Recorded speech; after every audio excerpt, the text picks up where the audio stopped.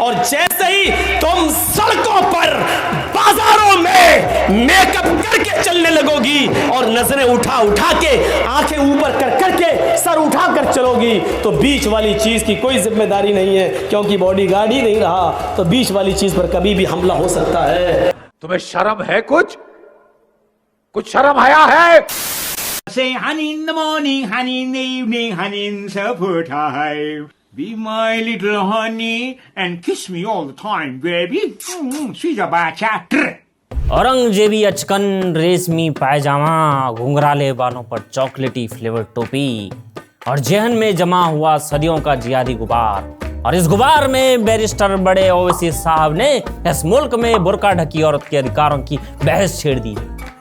पूरा उम्मा इस रोज इत्र में भीगा हुआ था जब सदर रियासत जिले इलाही और जमाने के खुद खास्ता जाहिल आजम ने मिंबर सोलापुर से ये फरमाया कि वो रहे या न रहे, इस मुल्क की किस्मत में अब एक बुर्का नशी हुक्मरान लिखी जा चुकी है।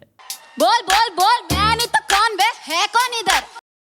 जब ये ऐलान जमीन पर उतरा तो यूं लगा जैसे इस्लाम के बुझते चिराग में किसी ने बदबूदार कैरोसिन उड़ेल दिया हो। मगर अफसोस इतिहास इतना मासूम नहीं होता। जिनके वालिदों के वालिद निजामों के गुलामों के बिस्तर रजाकारी खिदमत से नरम किया करते थे, वही आज खुद को रियासत मदीना के मखमली तख्त का वारिस समझ बैठे हैं। जिस राह पे तुम चल रहे हो बेटा, एक दिन बुरी तरह फंसोगे। हजरत जो भी कहते हैं फतवे के लहजे में कहते हैं, मगर इस बार ऐसा कह गए कि खुद दीन ने शर्म से निगाहें झुका ली। कहा गया कि इस मुल्क के प्रधानमंत्री काले बुर्के में होंगी।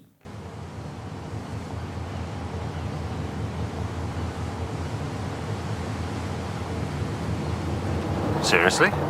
अरे हुजूर, अगर किताब को सिर्फ नारे की तरह नहीं आईना समझ कर पढ़ा जाए तो साफ दिखता है कि यह बयान नहीं, किताब से बगावत है।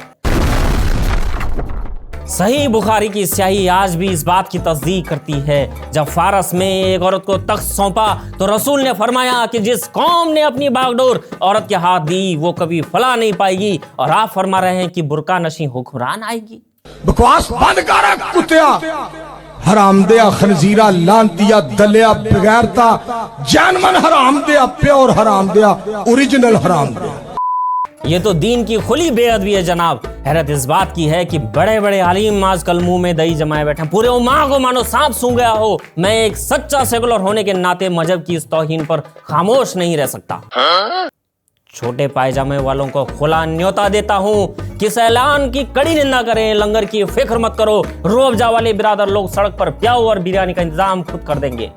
अब जरा तसव्वुर कीजिए, मान लीजिए वो बुर्का नशी खातून वाकई प्रधानमंत्री बन जाए और 7 लोक कल्याण मार्ग का नाम रख दे 786 तैमूर पंचर मार्ग। दीनी बुर्के में कैद प्रधानमंत्री।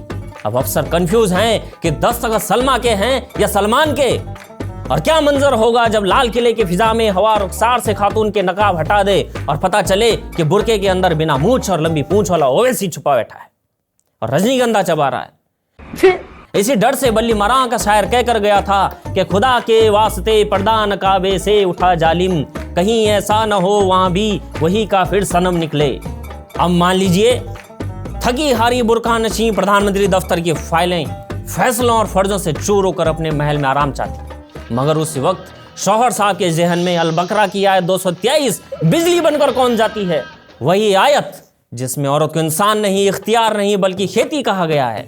वही खेती जिस पर मालिक का हक होता है, जिसे जोतने का वक्त भी मालिक तय करता है, दिशा भी वही डिसाइड करता है और इनकार की कोई गुंजाइश नहीं छोड़ी जाती। यह आयत कहती है, तुम्हारी औरतें तुम्हारी खेती हैं, तो जब चाहो जिस तरह चाहो उस खेती में दाखिल हो जाओ। अब सोचिए कि जब हुकूमत का तख्त और खेती का खेत एक ही वक्त पर एक ही औरत के जिस्म में टकरा जाए तो जीत किसकी होगी, प्रधानमंत्री की या किसान की? और अगर बुर्का नशी हुक्मरान इस खेती से इनकार कर दे तो क्या वो किसानों के हक मारने वाली किसान विरोधी प्रधानमंत्री नहीं ठहराई जाएगी? और जब औरत का इनकार फिर भी जारी रहे तो शौहर साहब फिर आयत पर नहीं रुकते। अब हदीस का दरवाजा खुल जाता है। इब्ने माजा की हदीस नंबर 1853 याद दिलाई जाती है, जहां साफ लिखा है कि कोई औरत अपने रब का हक उस वक्त तक अदा नहीं कर सकती जब तक वो अपने शौहर का हक पूरी तरह अदा न कर दे।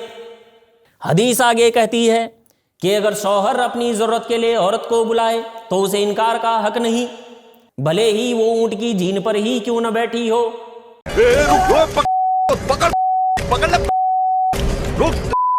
अब बताइए, जब ऊंट की जीन से उतरना भी दीन में मना है तो क्या तख्ते हुकूमत कोई बड़ी चीज है? दीन तो विरासत में औरतों को हिस्सा देने का ढोल भी पीटता है, मगर वही दीन उसकी देह, उसकी मेहनत और उसकी खामोशी को बिना रजिस्ट्री के मर्द की मिल्कियत घोषित कर देता है। इसलिए ओवैसी साहब बुर्का ढकी वजीर आजम नहीं चाहते। उन्हें मालूम है कि तख्त पर औरत बैठेगी मगर हुक्म तो उसका शौहर ही चलाएगा। यहाँ फर्ज फर्ज से टकराता नहीं, यहाँ फर्ज फर्ज को रौंद देता है। प्रधानमंत्री होना कोई ऐतराज की बात नहीं हमारे लिए, कोई बहाना भी नहीं, मगर दीन के सामने हुकूमत भी एक सिर्फ और सिर्फ मामूली सवारी भर है। और फिर भी अगर वो बुर्का वाली प्रधानमंत्री मना करे तो सूरे निसा का हुक्म जमीन पर उतरता है। 3 नई बेगमें प्रधानमंत्री आवास में दाखिल होती हैं और अगर आपत्ति की तो 3 तलाक रेडी रहता है और बेदखली तुरंत। कुछ दिन बाद जब जहन्नुम का डर हावी हो जाए और वही औरत वापसी की गुहार लगाए तो हलाला का रास्ता बतलाया जाता है। सोचिए, जब देश की प्रधानमंत्री पॉलिसी नहीं हलाला के नियम पढ़ रही हो, उस बीच इमाम साहब का दिल वहीं अटक जाए। क्या मुमकिन नहीं कि मौलाना बीवी लौटाने से इनकार कर दे? फिर देश दुनिया के अखबार चीखेंगे, देश की पहली बुर्काधारी प्रधानमंत्री का हलाला। अखबारों के हेडिंग होंगे, मौलाना ने प्रधानमंत्री पर कब्जा किया, प्रधानमंत्री आवास बना बकरी पालने का केंद्र। दुनिया भी देखेगी कि प्रधानमंत्री मस्जिद में हलाला करवाने जा सकती है मगर नमाज पढ़ने नहीं।